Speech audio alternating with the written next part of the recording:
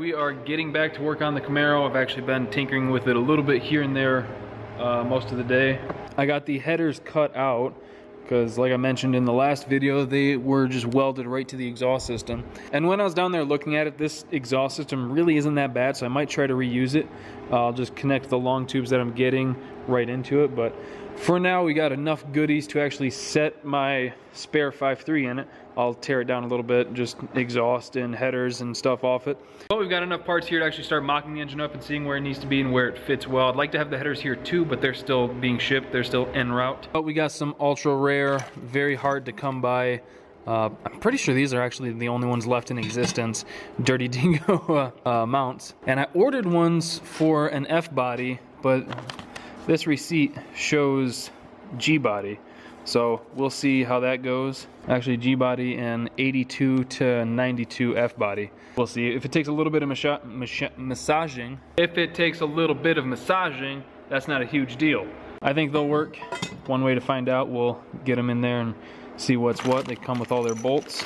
And then this, along with that white Mellings box over there, this is an F body oil pan. For those of you who don't know, you can get these on eBay for very cheap. And I'm not talking like 250 bucks cheap. I'm talking, I paid $108 for this. It seems to be that the trick isn't to search F-body oil pan. Search the actual part number. I don't remember what it is offhand. This is the same one that I put on the engine for James Brown. I mean, it seems like pretty dang old decent quality. So I'm going to pull the intake, oil pan, and exhaust manifolds off my spare 5.3, and I'm just going to use that as a mock-up. We'll get these mounts loosely fit in place so I can slide them back and forth. We'll get just a couple bolts holding the oil pan on, and then we'll at least be able to set the engine in there and see about where it wants to be. And I didn't think about it before, but those slotted motor mounts might actually help us with the mounts here on the frame being offset a little bit, so we might be able to just slide like this one ahead a touch more if it fits where it wants to fit. If not, I'm going to cut that one out and do something else with it. So let's start swapping parts over to the engine and we'll get that thing sat in the car.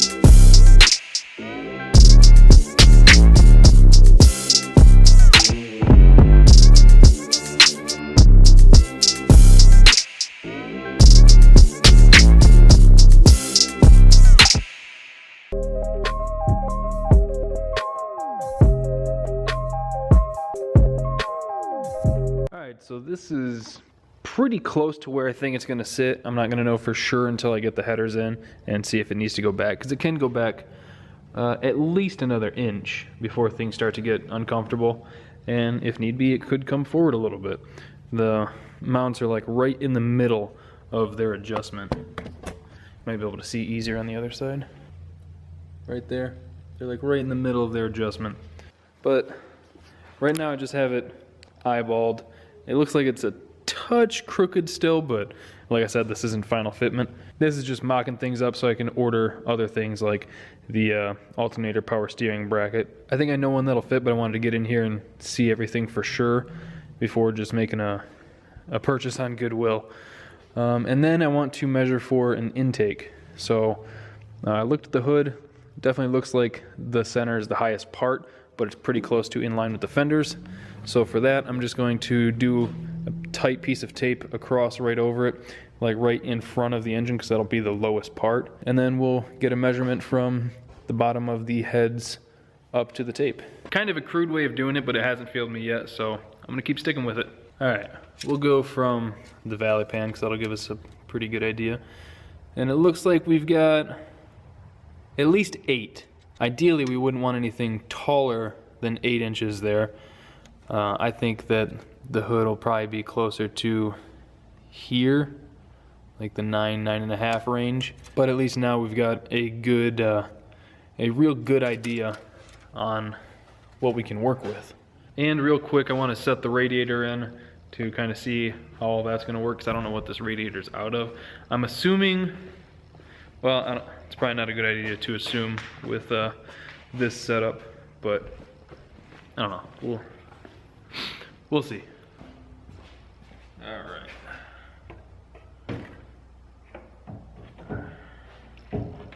That stock lower hose is in the way.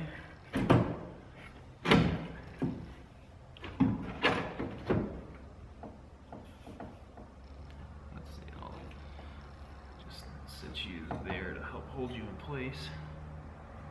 And then I have a part number for a lower radiator hose from, don't quote me, but I think it was like a 67 Ford Econoline van that had a hose that worked pretty much perfect for this. So I'll probably grab that while I'm thinking about it.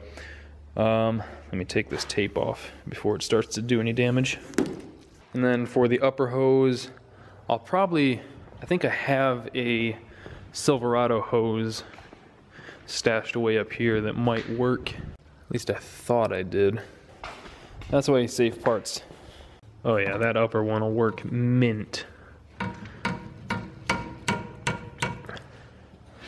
Oh yeah, that'll work perfect, just like on the trucks. Just clean it up a little bit, save a couple bucks on that. And then for the intake, I'd like to get something that, I don't know, I might see if I can get one of those low-rise eBay like sheet metal ones, because that'll be low enough to for sure clear the hood, because I think those only go up to like 7 or 7.5. And then the issue there is whether or not it'll clear the truck water pump. I know you can make the LS1 manifolds work with the truck water pump. You just have to cut off like the cruise control thing on here. Like you just have to cut that off, and then it's a real tight fit, but it does clear. So I'm thinking the same might be true with that. And then I might just make a little box over here for the air filter and shit, because the battery's gonna be over there. So I'll just bloop right there. These heater hoses will probably still work as long as they clear this. Yeah, that's not ideal. I think if I got a longer hose, I can route it better, and I think it'll work. If not, I could probably get an elbow for it and just have a small piece of hose to an elbow and then run it how I need it. But I'm hoping that the headers and everything will want to put the engine here, because it looks real natural right there. The number 1 spark plug is just a little bit in front of the center line of the wheel, so that's nice. Most of the weight is behind it. Plenty of room for activity up here. I'll just have to pick up a couple new condoms for the radiator there, and then I can probably make this shroud. Well, this is looking like it's a factory shroud, so it would be sweet to keep this. Does it say anywhere?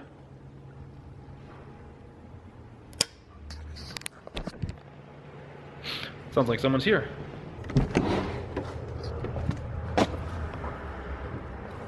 Alright, that was my buddy Brandon stopping by. He's the guy who owns that blue and pink RX-7 that I did the parachute mount on a couple months ago now.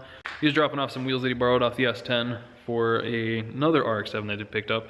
And then tomorrow, I think he said, they're going to pick up another RX-7. So he'll have two. His dad has the one that they picked up, and then I've got mine. We're gonna have a whole crew of them. We'll have to meet up with Hayden too, and just mob first gens.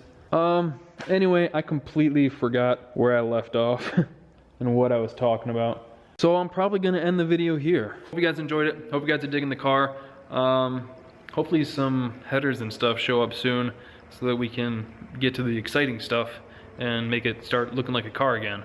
So hope you guys enjoyed it. Thank you for watching. Thank you for liking, commenting, and subscribing. We'll see you next time.